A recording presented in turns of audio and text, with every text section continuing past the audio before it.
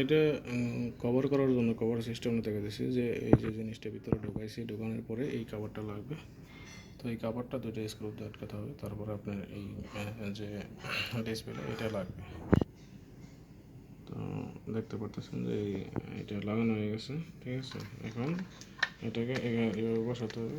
এখানে একটা lock system আছে, দেখেন লক সিস্টেম আছে, লকের মধ্যে পড়ে গেছে। এই যে এখন বাস, এখন এই যে কমপ্লিট হয়ে গেছে, ঠিক আছে। সো আশা করি সবাই বুঝতে পারছেন। ওকে, আসসালামু আলাইকুম।